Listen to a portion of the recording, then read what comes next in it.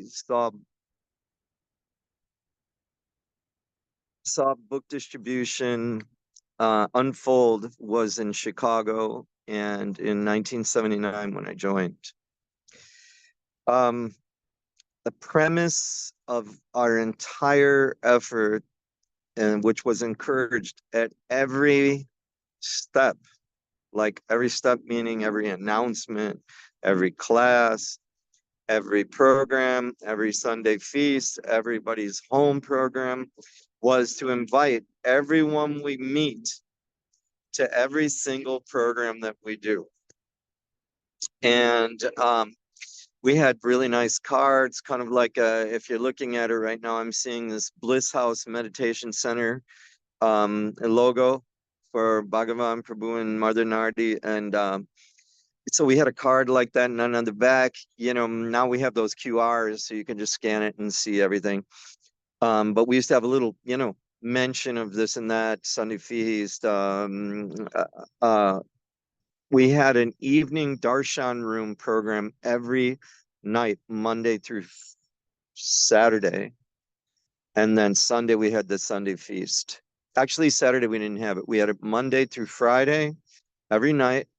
And we had a Saturday, we would do like major events.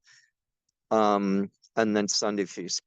So that was the first thing that I really saw that took off was all of us inviting everyone to all of our programs, to all the temple programs, the community programs, the individual house programs. And so you can imagine, like when I joined, we had 120 Sankirtan devotees. The party was divided into 3 groups. So we had one group of all new devotees. We had an intermediate group of devotees that have more or less like finished Bhakti Shastri and the Sankirtan training. And then we had the airport party. But altogether, just to give you an idea what it was like, we were selling sometimes more, sometimes less, but for the most part, $100,000 worth of books per week. Now, I know that sounds like, what?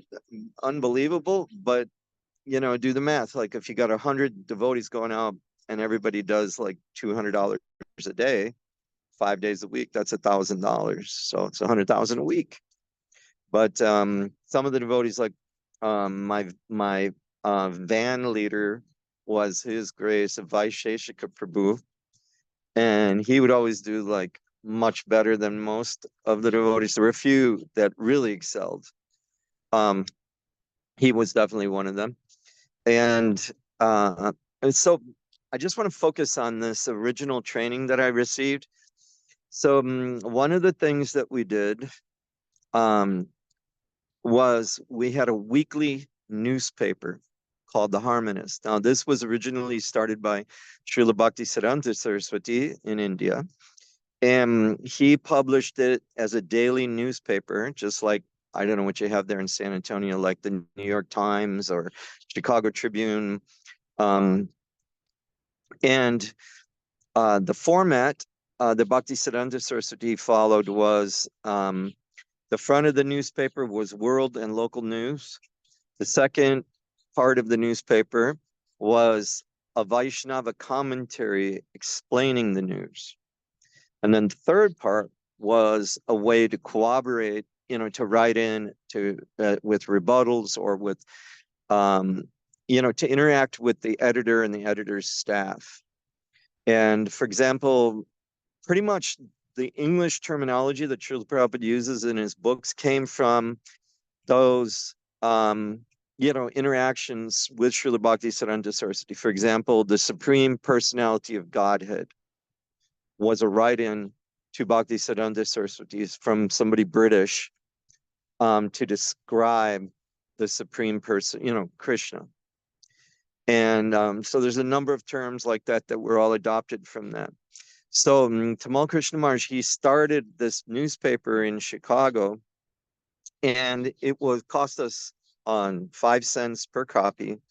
I remember we printed it on a newsprint, regular like newspaper print. So newspaper print comes in, if you can envision, I mean, we haven't had newspapers in years now. I mean, occasionally you bump into one, but when you have newsprint, it like folds open right into a full size paper. Like you can imagine somebody sitting reading the paper and you don't even see the person behind it, right? So anyway, 2 pages of newsprint cost 5 cents. And it gives you basically 8 printed pages, full size pages. So we followed the exact same format. And as Srila Bhaktisiddhanta Saraswati, Tamal Krishna Maharaj did it. And then he got all the senior devotees to write every week an article about something in the news.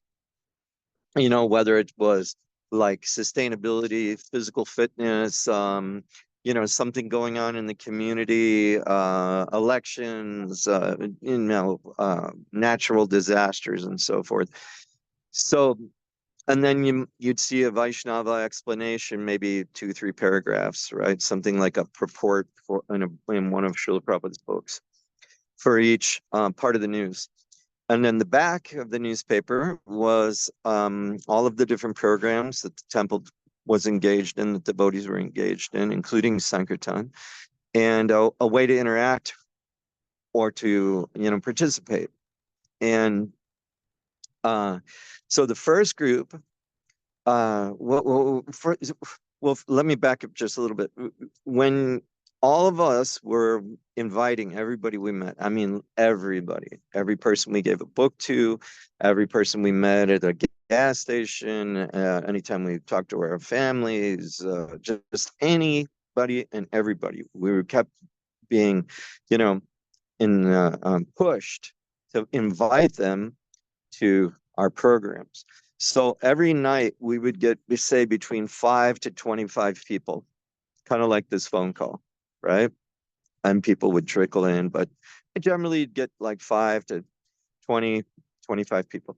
So like when I joined, that particular day, Tamal Krishna Maharaj spent the whole darshan just talking to me. I had been reading, I read like the first canto, part 2. That's a book I'd received in the airport from one of these same devotees.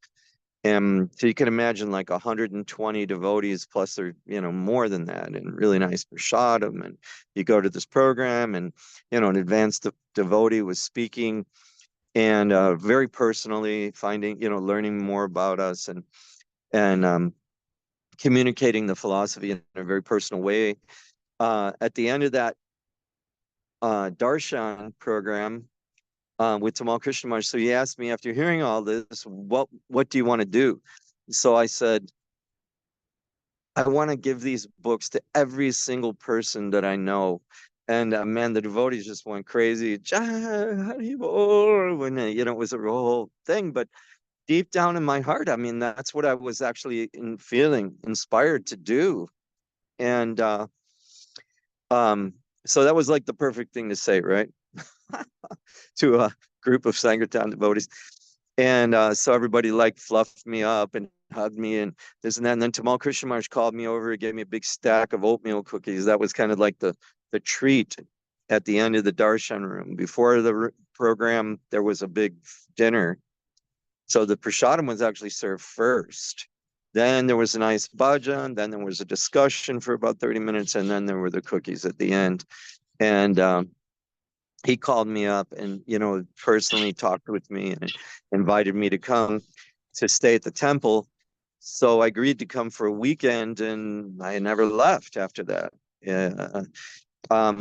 So what I'm saying is that what I want to outline here is that the way Tamal Krishna Maharaj set up the Sankirtan party was in 3 groups. So the first group, okay, were all the people that were coming from these darshan room, evening darshan programs. So like when I joined, there were 25 new devotees joined in, like, say, within 2 weeks from that darshan program.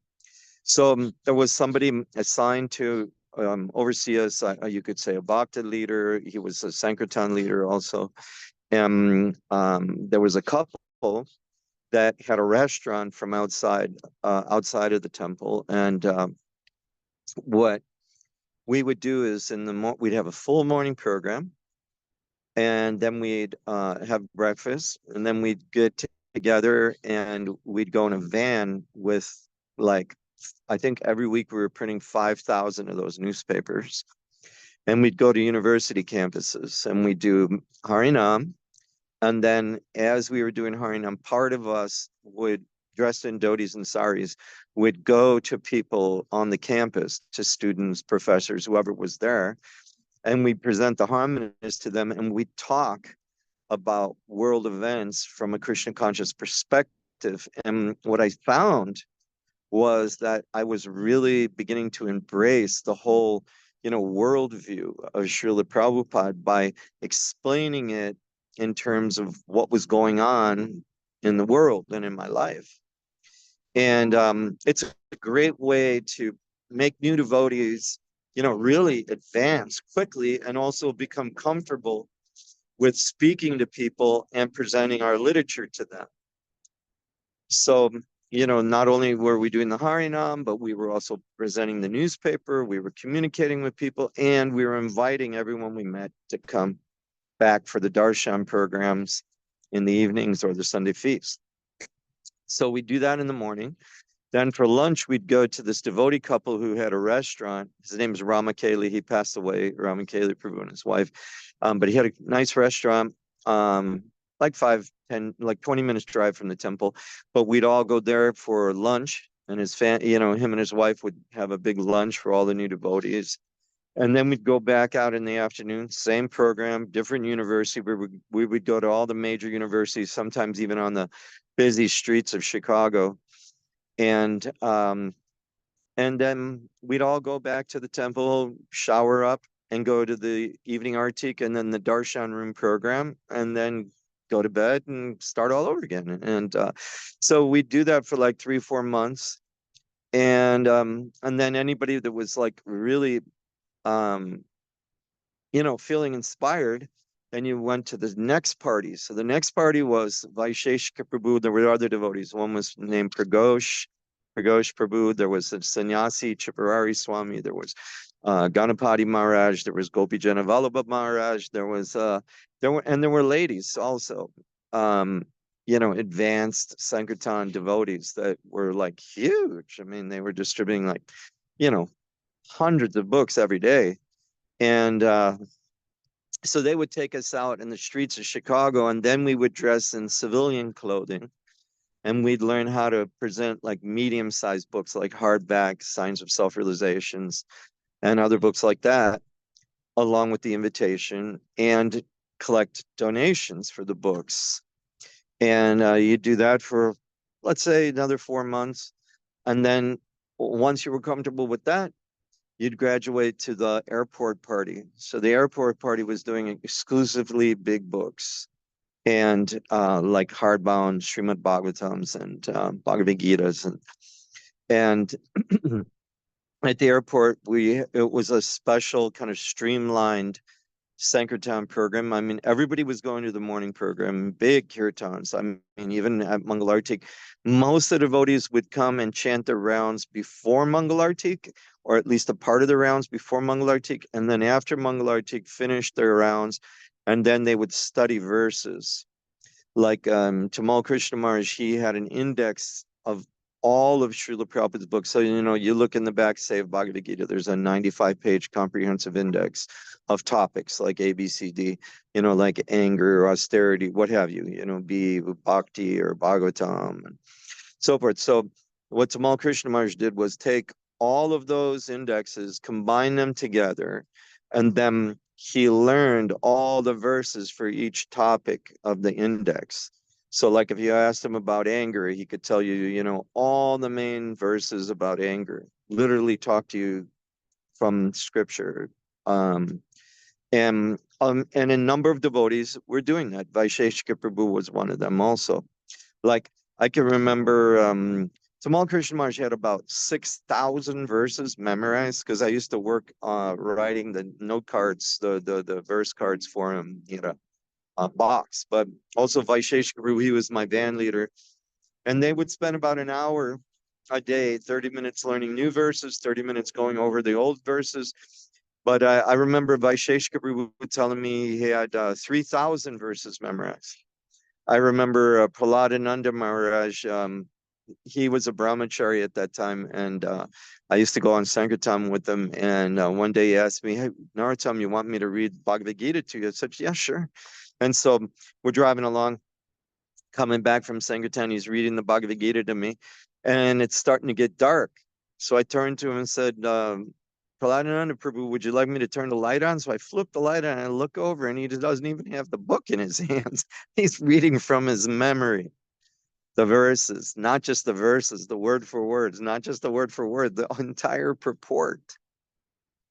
And so that was kind of like the ongoing thing. You'd see devotees constantly learning verses. Men and women were quite like phenomenal in their, study of Srila Prabhupada's books.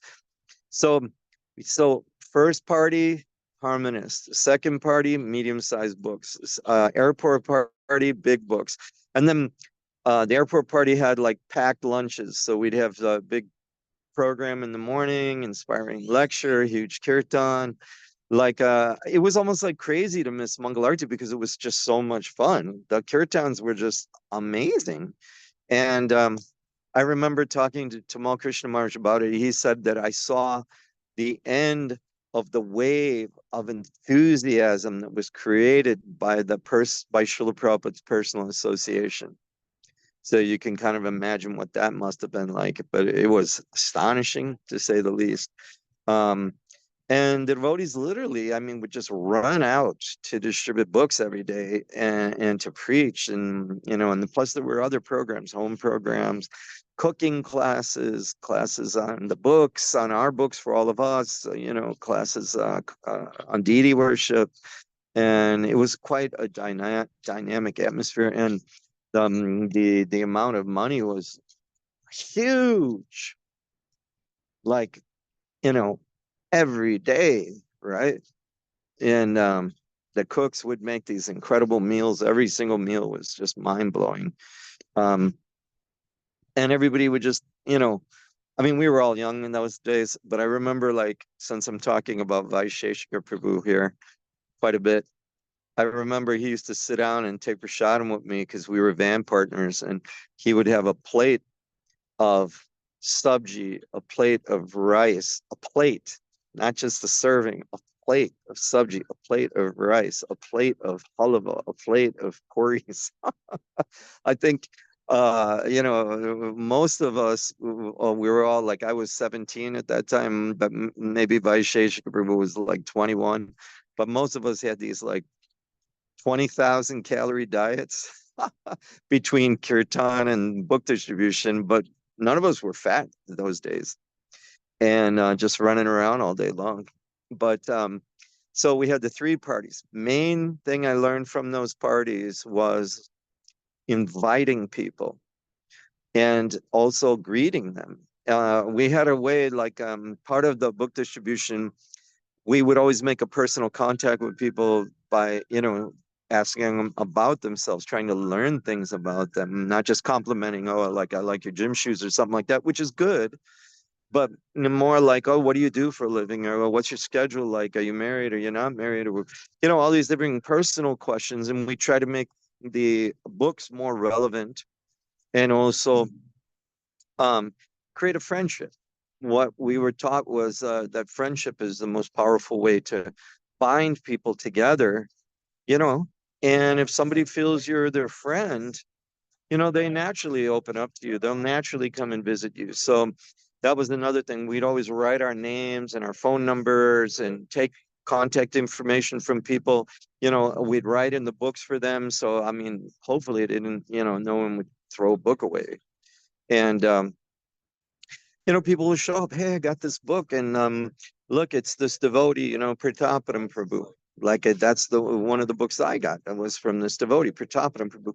He was the vice president of the Chicago Temple at that time, but he was finishing a law degree at the University of Chicago also. And because there was such emphasis on book distribution, on his free time, he would go and do book distribution. And then later, he's from Australia. He went back to Australia, got married, Funny though, he didn't practice law. He started a business, and he produces like the number one. Him and his wife produce the number one line of rugby clothing in Australia today, kind of like Levi's in America. And he became a multi-millionaire. He's opened up a number of temples, farms, and supported, this our book distribution efforts worldwide. Um, so yeah, and he wrote his name in the book, and I came to the temple and I asked for him. And another thing was, you never went to the temple or never went to a program and were unattended to. Like there was always somebody to greet you. Like when I came to the Chicago temple for the first time, there was a devotee. His name's Ratnabuha Prabhu, and he was just such a wonderful, warm person. I immediately connected to him. I asked for Pratapadam. Pratapadam was at school at that time. So he introduced me to a couple of other Sankirtan devotees. We hit it off, and I ended up spending the whole afternoon with them. And then they asked me to come to the darshan room where I met Tamal Krishnamaharaj, my spiritual master, for the first time. So it was really through friendship, warmth, and also I remember like I never felt alone. Like, when you went on Sankirtan, there was somebody in charge. If you helped in the kitchen, there was somebody in charge. If there was a festival, there was somebody in charge. There was always like somebody looking after us. I never remember any time where I had to be like, you know, individualistic. It was always, you were always brought in as a team player. At that time, His Holiness Shivaram Maharaj was our temple president, and he was very, very warm, and deep. He would deepen his relationship with everybody, very quickly. I mean, get to know you, and you'd get to know him, and it was great. Create that kind of rapport, and I can honestly say I've never really seen anything like that again. Um, Now, in the course of, over the years, now I'm spreading this out like from 79 till now. So what is that, like 45 years now? Um, I've another effort similar to that I was involved in. Tamal Krishna Maharaj brought me to China, and I lived in China for 7 years. And there, he was able to translate and print 20 of Srila Prabhupada's titles, and we were able to distribute 3.5 million books across China. And on an average, now Chicago, we were doing $100,000 a week. In China, in Hong Kong, we were profiting $350,000 per year with the BBT. And we were able to buy the entire floor of an office building in one of the best areas of Hong Kong, Chim Sat Sui, which overlooked like the government buildings and this beautiful park, Victoria Park and Victoria Bay. And he also bought an apartment. And kind of what was really interesting that I've never seen after that or before that was he designed the temple room to double as a restaurant. So the temple had cabinets all the way around it. Even today, if you go online and look at the Hong Kong temple, you're going to see they have these glass cabinets, and then beneath them, there's cabinet doors, and there's these fold open, like 12-foot, what would you call them? Like a type of like a picnic table, but like an industrial picnic table, like something you might see in a college or a high school. And so they closed the DD doors for the noon, at noon, and opened the tables up. And then there were two kitchens in the Hong Kong temple, and in one of them, an entire feast would be prepared every day for lunch, put in steam tables, two rolling like 8-foot long steam tables, and then they were pushed into the temple room, and there was like a buffet line created. And people were just expected to put on shoe covers. They didn't have to take their shoes off. And it was a very successful lunch program. And from that lunch program, we started an institute for yoga called IYI, International Yoga Institute. Now, I know there's some contention about yoga studios and teaching yoga in the name of Krishna consciousness, but in China, in Hong Kong, it really worked. And people will come to the classes. I mean, every class. And Tamal Krishna Maharaj had us professionally trained. There was a disciple, one of his disciples, one of my godbrothers, Trivik Ram Prabhu, and he was a famous yoga teacher in New York City. Like, he had like over 1,000 students. The students paid like $50. This was like, now this is a long time ago, right? This is like 40 years ago. They pay like $50 a month for a weekly class. So you can imagine he was making $50,000 a month teaching yoga in New York City 40 years ago. And so Tamal Krishna Maharaj had us get trained by him as teachers, really trained. I mean, weeks of training. And then we went to Hong Kong. We started this IYI Institute, and we advertised it in the restaurant. Of course, we advertised the temple programs and so forth. But the Chinese people, you know, they'd see the temple more as a religious or Indian religious institute, a Hindu temple, if you may. But IYI, the Yoga Institute, was something that they were open to. And, you know, we would have different, like, again, beginners, intermediate, advanced courses. But inevitably, we were, you know, from day one, teaching people how to chant Hare Krishna, introducing them to the philosophy, as well as teaching them how to be fit, how to eat better. And what we would do with the IYI group is we would rent a yacht like every 3 months, and we'd invite everybody, all the devotees, all the IYI students, all the Hindus from the Sunday feast, or whoever wanted to come. And we would do these big outings, and we'd take these yachts out to, there's many islands in the Hong Kong area, and we'd go out to these remote islands and have like beautiful white sand beaches and everything. So we'd cruise out in, you know, like say around 10 in the morning, and just picnic out on this island, go swimming, play volleyball, what have you. And then at night we'd come back and we'd do bhajan. So usually we'd end up about an hour and a half out of Hong Kong, an hour and a half away from Hong Kong. So we'd have these bhajans on the top of the yacht with everybody singing, you know, coming back at night under the like moonlight with all the glistening lights from, you know, the different islands around us and everything. It was quite sublime. And very, very nice bhajans. Darashar Prabhu, he's got a master's in music. He's an incredible pianist and good kirtan leader. And he would generally lead us, and everybody would just sing, and everybody get a real taste. And you know, everybody would be talking about, hey, when are we going to go out again? When are we going to go out again? And then gradually, you know, just through friendship and getting to know one another and deepening our knowledge of Krishna consciousness, you know, people want to get initiated. They want to, you know, take the next step. They want to, you know, help with outreach. They want to become teachers and so forth. And as you can see, you know, that led to the distribution of millions of books. And like when I left China, I first went there in 1980. I stayed for about 3 weeks at that time. And then later I came back from, Tamal Krishna Maharaj brought me back there in 1986. I stayed till 1993.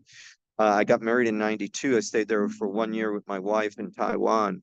But even during that time and prior to that, um, it was incredible. I mean, it was so much fun, very exciting, making new friends, going to people's homes, like every day, every day. And, you know, there was, you know, I never really felt, what should I say, any kind of like boredom or dissatisfaction in any way. I mean, it was just so exciting. And And then we branched out to Taiwan. We went into mainland China. We worked there. Like when I left there were 200 initiated Chinese devotees in 93. And now there's 4,000 initiated Chinese devotees. And was two of them just visiting Dallas about a week ago. They came for the Sadhu Sangha here, and they were showing me what they're doing. They had bought this beautiful farm out, just outside of one of the major cities, and they had built this beautiful preaching center temple, like looked like something out of heaven, like from a heavenly planet. I mean, just so well organized and so beautifully, furnished. And another thing that we did that was very successful with that is we made contacts through that yoga group, and some of those devotees got initiated, and some of them were famous yoga teachers. And even up to as recent as like 3 years ago, I went there for a short trip with one of the senior devotees here, Vishwambara Prabhu, and we visited both Hong Kong, well, three places: Hong Kong, Shenzhen, which is one of the cities I went to college in at the university there, in which there were 1 million people in Shenzhen at that time. Now there's 20 million people. So you can imagine what that's like. It's got a huge film industry there, kind of like Hollywood here. And and then we did another program in Guangzhou, and this particular devotee, her name is Mother Krishna Priya. She was quite recognized as a yoga instructor, and she had a beautiful home with a yoga studio and a huge house, 5 floors. But she's also director for a large medical manufacturing facility for the Chinese government. And but she connected us to about 80 different yoga studios. And like we're doing right now with the Zoom, we had every week we'd ask for a question. Anybody had a particular topic or question they wanted to discuss. So we'd say we'd get like a half a dozen questions every week through Krishna Priya. She was our interpreter. And I mean, some of them do nowadays. Many of them speak fluent English, but those days, it's just better to have a translator or an interpreter. And then, so they'd ask questions, and then we'd format a discussion based on the question or topic that was brought to us. And so we talk for 15 minutes, and then we just have a dialogue on it. And we did that for about a year and a half.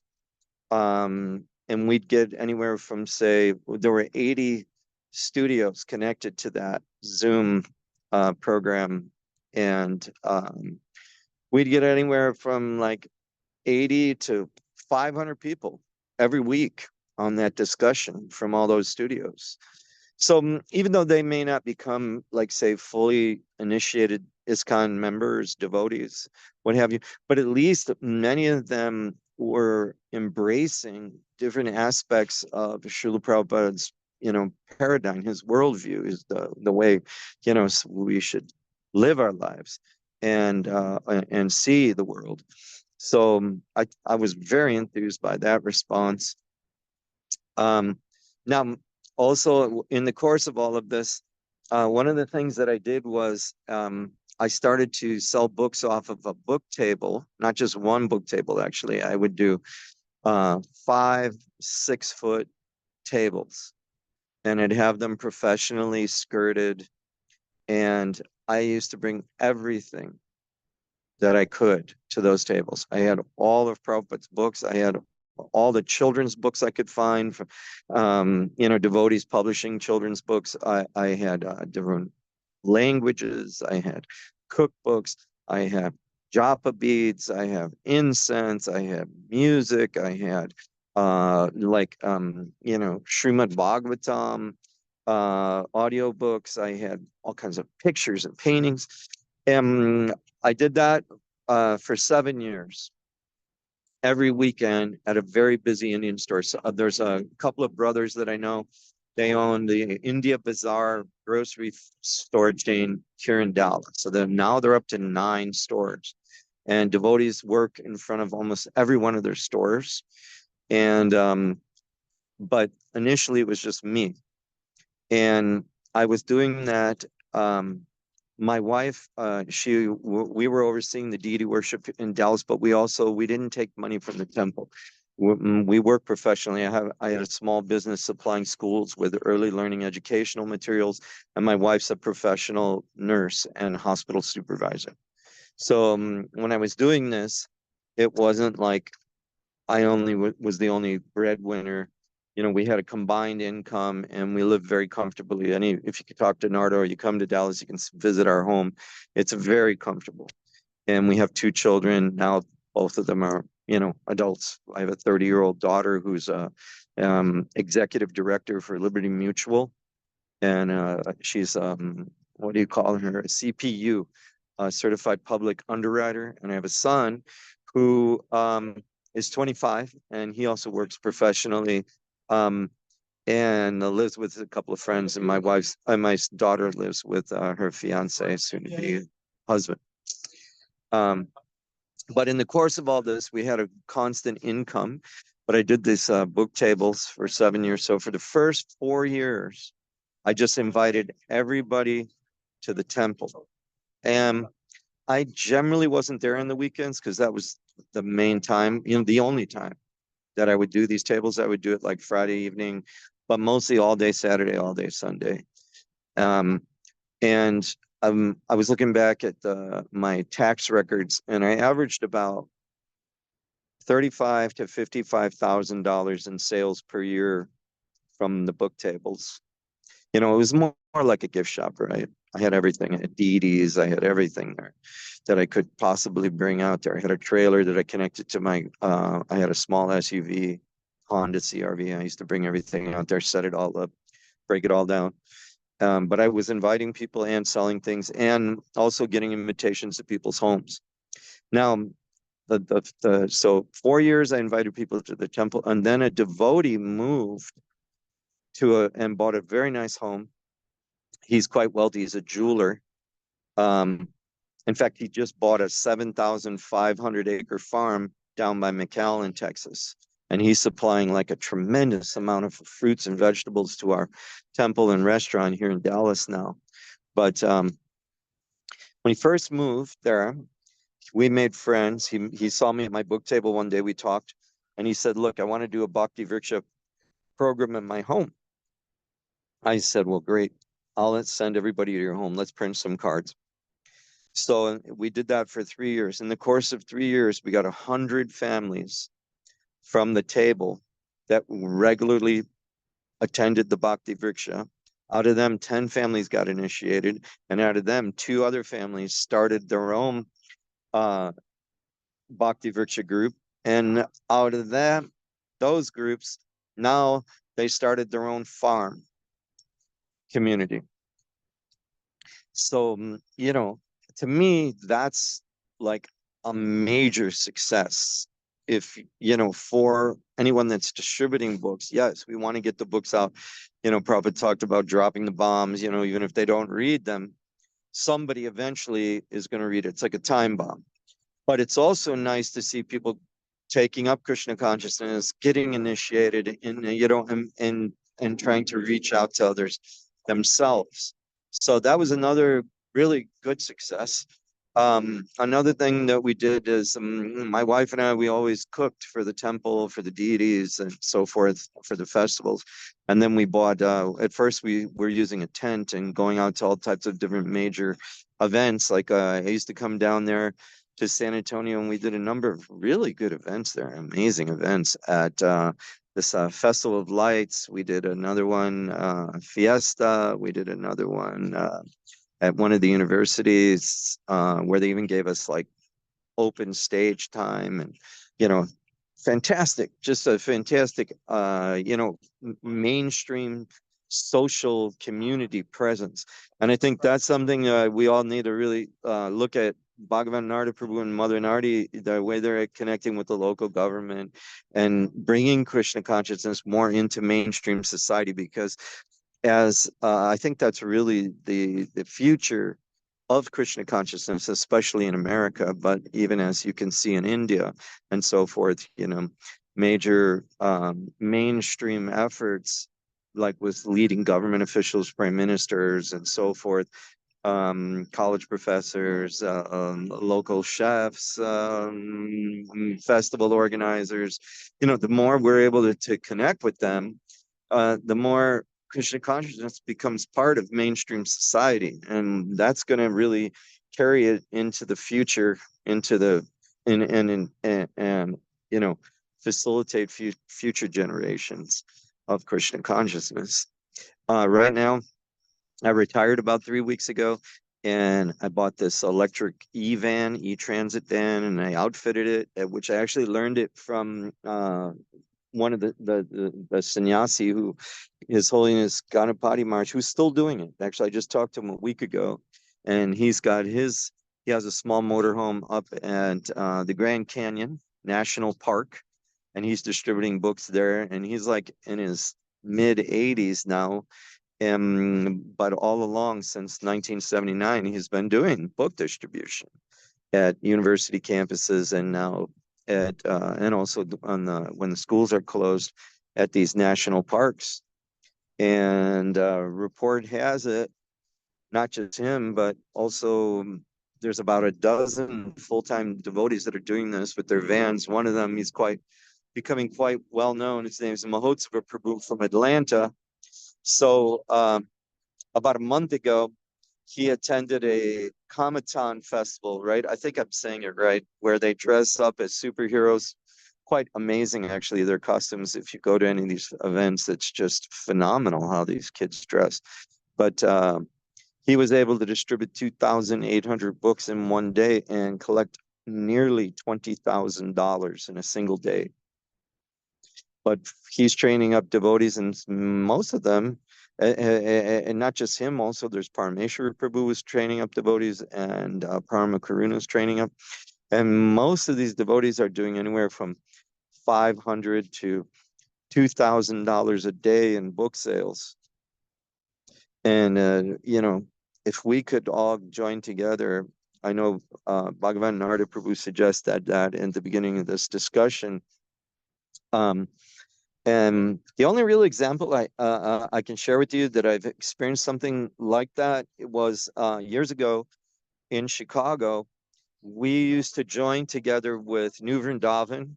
That time, His Holiness Radhanath Maharaj was a brahmachari, and he was the Sankirtan book distributor along with Chandramali Maharaj. And there was a whole group from New Vrindavan, men and women, about 20 of them.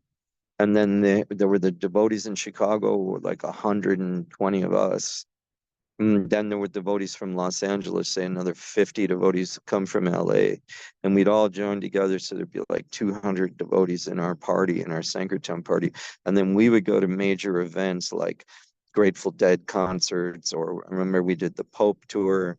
And it would just be like, everyone going, from person to person to person. And I remember even once my wife and I, Kumkumangi and I, we brought this huge pot from the temple. The pot you can cook like in one pot. You can imagine this, right? In the back of a van. We had an extended minivan. The pot was so big it could just barely fit between the two back doors. And we would pull that out, and we'd cook like these huge pots of like spaghetti and different like chili mac and things like that. And we just asked for donations, and we'd set up book tables, and there were about 30 devotees traveling with us on the last Grateful Dead tour before Jerry Garcia died. And in 1 month together, all 35 of us together, we distributed over $80,000 worth of books. And we distributed a lot of prasadam. I mean, the kids would just come over. We just asked for donations every day. We'd double, triple whatever we spent doing that. So that's another thing, if we were to join together and maybe even work with a promoter, like during the Warp Tour, the CEO of the Warp Tour was letting the devotees distribute books and set up a mantra meditation booth at there. And one more thing I'll throw out at you guys is that I found a lot of interest in it was at I did a cultural presentation for the Dallas Public Schools. My daughter learned Bharatanatyam, my wife's South Indian, and her best friend did as well. And I created this cultural presentation called Guranga Fest, the Hidden Glory of India. So it was based on that book that Satyaraj Prabhu produced. There's actually a book called The Hidden Glory of India, BBT book you can order. And but we had an entire set, like, so we had all the Indian classics, the Mahabharata, Ramayana, Bhagavad Gita, this Hidden Glory of India, and some children's books. And we made a presentation to the Dallas Office of Cultural Affairs, which has many educational presentations that I was really impressed by. They have what are called residencies, where, say, a teacher can, say, teach a pottery class and of African pottery and African painting, styles, and the African painting style, and teach the entire like African history and worldview during a 3-month residency, and they get paid quite handsomely. Like, we were getting paid $660 a day to do a 2-hour presentation about Indian culture for the Dallas Public Schools, and we put a set of books in every school library. So that's another thing, working with a local, Office of Cultural Affairs and presenting something, from as an educational presentation. I mean, we would start off with like a Bharatanatyam dance with kind of a fusion music, and I had these like all these school stages have these giant theater screens, 40-foot wide screens. They're like 30 feet tall, and we'd do like custom digital animation with Indian music and the dance. And then we'd ask kids, how did you like that? And then say, yeah, do you want to learn an Indian classical dance style? Yeah. So we get them all to stand up and do kirtan with them. We discuss a little bit of the philosophy. We put the books into the library and other, fun little things that we do, all the way up to a college level. We did that. And what else can I throw at you guys? I mean, for right now, that's a lot, right?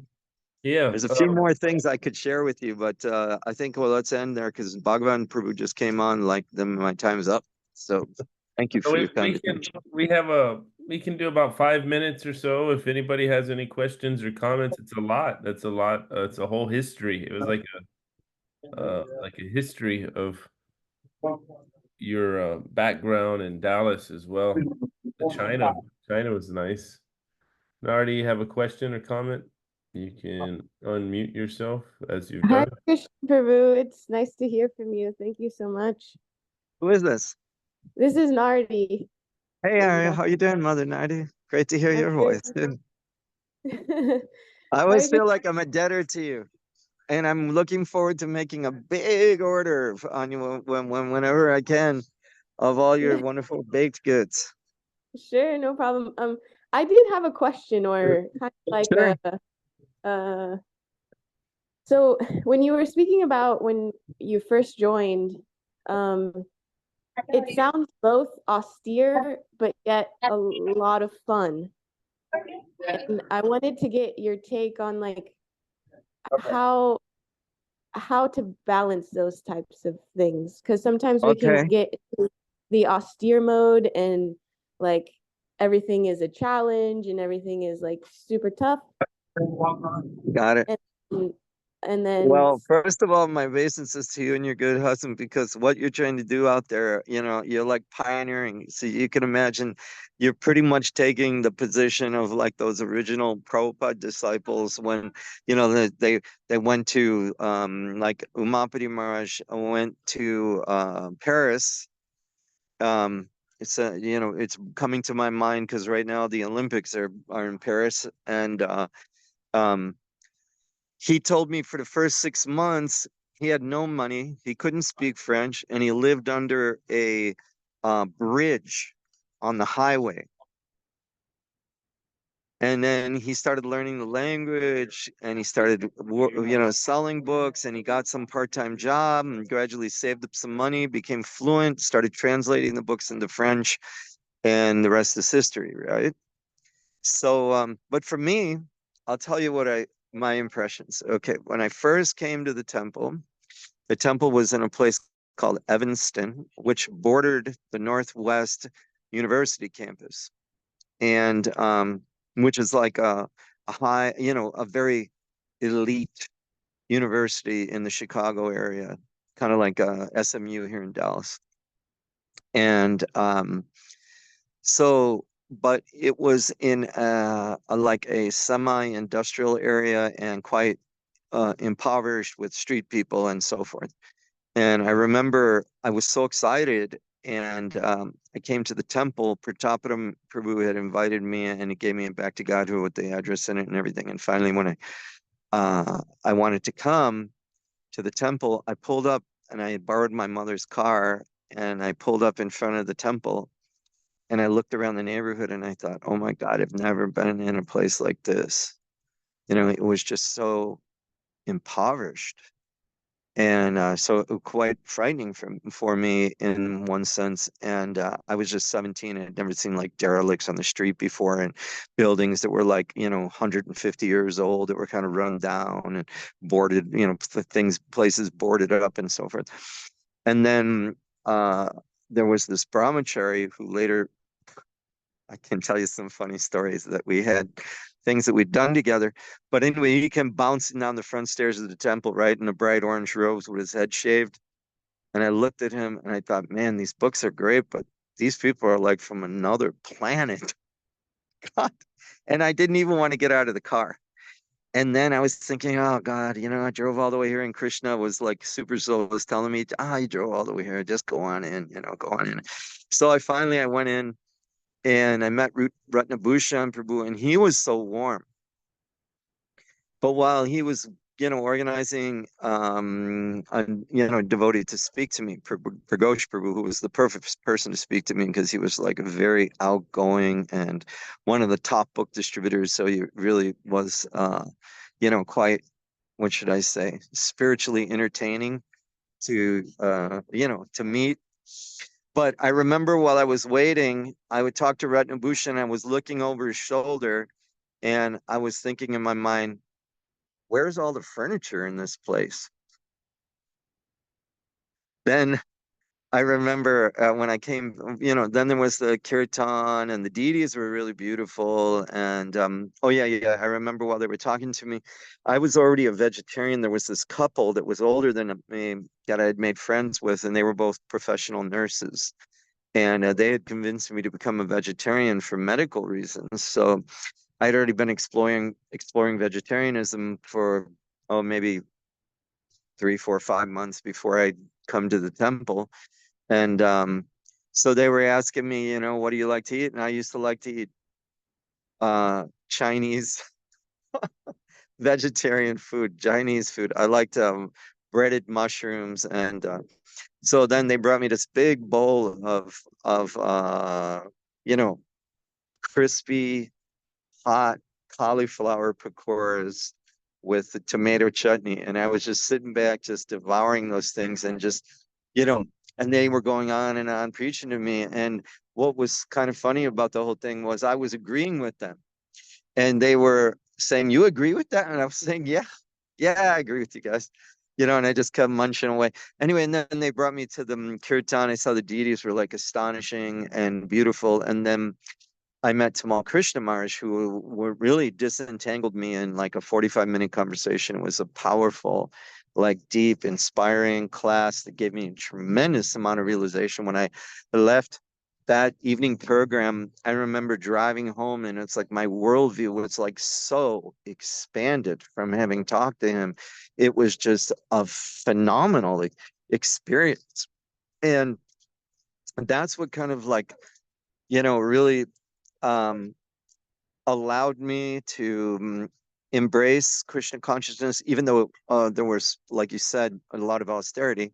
I remember when I first came back to stay there, they brought me into the bhakti room, and there were these like triple high bunk beds with just plywood on them. And I looked at that and I thought, oh my God, this is like a prison cell in here. And you know, I was like a typical spoiled American brat, you know, like whatever, you know. And so yes, I think it really, I can remember a couple times when I first joined, because I was from a big Italian family, and like especially, you know, Italian women really like spoil their sons, and my aunts and my mom's friends and everything, you know, they just like just were just showed so much love and affection to me as a kid that a few times I broke down and just was crying piteously, you know, I'm thinking I should just go back home, and you know, even though this makes sense, but you know, but then when I thought about going back home, it was facing all my friends who were more or less, you know, totally, what should I say, you know, distracted by sex, drugs, and rock and roll, and my parents who were at that point had become divorced, and my mom was just working, and my dad was more or less disinterested in me, so I didn't see much of a recourse going back home, even though I was feeling some homesickness. Uh, and the other thing was all the programs were very exciting. That's another thing. And the prasadam was just phenomenal. I mean, it was just incredible cooking. Every meal was just phenomenal. And going to like football games and doing Sankirtan, traveling around. Like we had a Sankirtan traveling party with, you know, with a motorhome and like you know, a dozen vans and a whole group of guys, and you know, all like yucking it up, and you know, and Maharaj was preaching to us and cooking for us, and you know, and all day long just having this like very exciting competitive experience of selling books and going to state parks and visiting temples. Actually, I never really, even though I was 17, and you know, normally, right, you can imagine like an unruly 17-year-old, you know, would just like I had a girlfriend at that point, and her parents or her grandparents owned the 7-Eleven chain.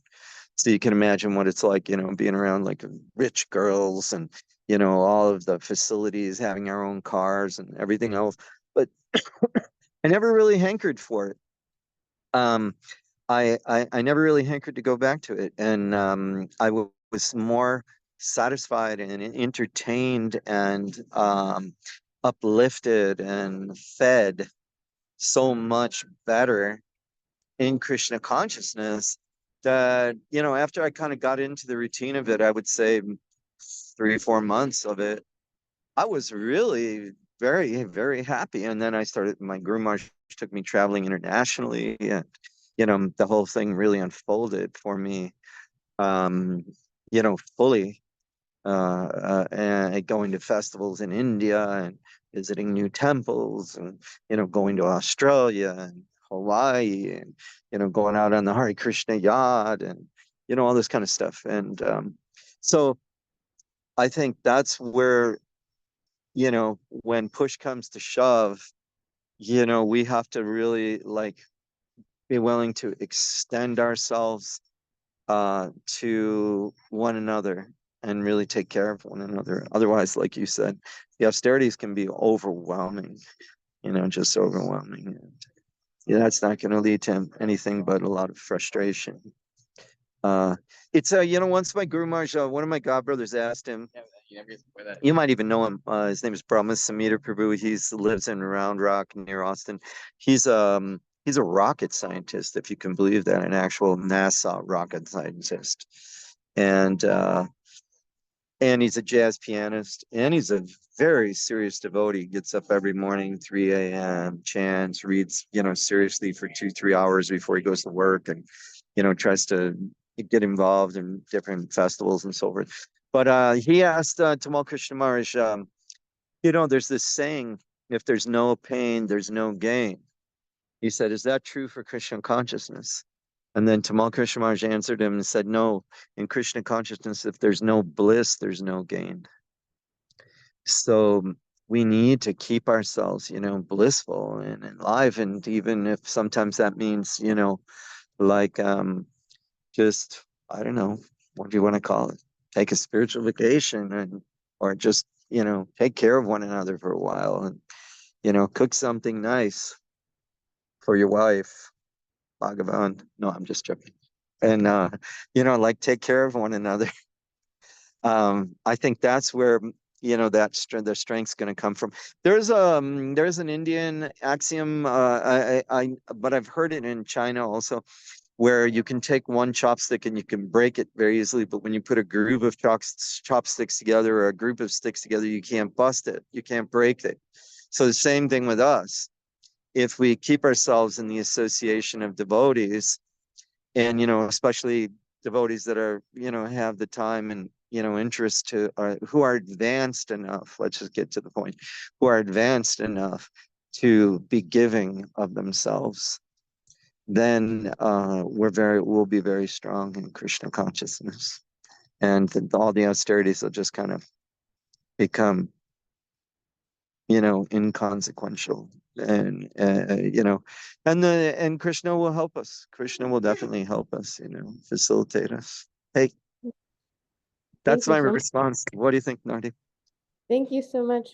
Yeah, it's really about taking care of one another, and I've seen that it just when other devotees are there, it's very enthusing. So thank you so much, Prabhu. Yeah, but it requires also that we are actually giving of one another. I mean, I would say the difference between a neophyte and an advanced devotee is able to give themselves to us. They give their time, they give their realization, they cook for us, they clean. I was talking with Umapati Maharaj. He was one of the first initiated disciples of Srila Prabhupada, very first, like in cut off jeans and long hair first. And I was asking him what it was like when they first joined with Prabhupada. And he told me that Prabhupada would go out during the day and try to sell books. And actually, I saw it later in the Prabhupada's diary, where he would say, okay, he collected like $10 one day, or, $12 another day, or whatever, and then Prabhupada had that storefront, that 26 Second Avenue storefront, and before that, even with the apartment. He told me that Prabhupada would go, he would sell the books, he would come back with the money, he would go to the market, he would buy vegetables, and then he would clean the apartment. He'd clean the toilets. Umapati Maharaj said he saw Prabhupada cleaning the bathrooms. Nobody would really help him at that time. Everybody was just young and hippies, and then Prabhupada would cook. He would serve everybody. They would sit together. Even Umapati Maharaj told me that sometimes it was like when Prabhupada would get them to come and stay for the morning program, Prabhupada would stand in line to take a shower with them. And also another thing he told me was Prabhupada would share everything with them. To the point where there was one occasion where they had some bananas. So there was one banana left, and Prabhupada went to reach for it, and one of the hippies told Prabhupada, look, I'd really want to eat that banana. Why don't you share it with me? And then Prabhupada said, look, I'm an old man. I need the nutrition. I like that. And then the person just said, oh, okay, go ahead, just take it. Like Prabhupada took that kind of abuse and did that kind of personal service, cleaning the toilets, cooking, collecting the money and everything, just to get that original group of devotees. And even, I mean, for quite a while, right, it went on. Prabhupada took a lot of abuse and performed a lot of personal care for all of them, till they started to really see, man, this person really loves us, man. Look at the crap we put him through, and and he's still like so giving to us. That's another thing, like Mukunda Maharaj writes about Prabhupada. He would go into Prabhupada's room, and he said it was as if Prabhupada had all the time in the world for him. He said it was shocking to see somebody so scholarly, so aristocratic, so, advanced, culturally, and in terms of a work ethic, in terms of, his cleanliness and his spirituality, but yet he would just give himself freely. And they were literally just walking in off the street, having, smoked a cigarette and drank a cup of coffee or something like that. Like there was a donut shop next to the temple, and the devotees, after they'd go to class in the morning, they'd go over to the donut shop next to the temple and eat donuts and smoke cigarettes. And Prabhupada once came out of the temple, and there were some devotees sitting and eating donuts and smoking cigarettes. And Prabhupada said, "It is not a donut shop, it is a do not shop." I thought that was kind of funny when I heard it, but you can imagine Prabhupada's heart, trying to help everybody, and, people not really understanding the depth of care that Prabhupada was giving to us, to all of us. So that's the news. Anything else? Anybody? What do you think, Nardi? You like that? Yes, thank you so much, Prabhu. We're a little bit over on time now, so we'll have Okay, to let's call it. end the meeting. But thank you so much. If anybody's ever in the Dallas area, let me know, and I can connect you with Narotam Prabhu and his wife. They're right across the street. Hopefully he'll come visit us sometime soon. Yeah, let's see. Now I've got the BBT van. I don't know if I can post any pictures on this thing. Can I post? I don't think so. I don't know how to do that. Okay, so anyway, for the future, but I've got photos and everything.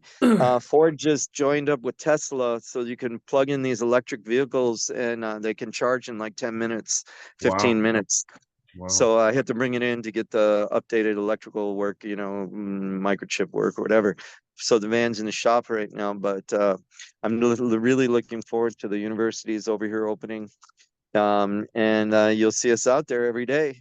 Yeah, you Every should day. come by sometime. We have an apartment. We just finished the 2 apartments. There's no restroom in it, but there's an apartment there, and then we're trying to build this little temple. Hopefully by the end of the year, we're doing some last minute fundraising. But Hey, that reminds me, there's that devotee here. He's a billionaire, Chaitanya.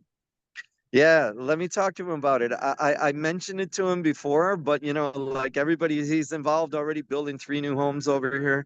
He's a sure, no top problem. construction guy. Huh? Yeah, that sounds great. Whatever you'd like to speak to him about, that sounds great. Yeah, I'll try to connect you guys and see. Maybe he'll take you to the next level. He's best friends with one of the state's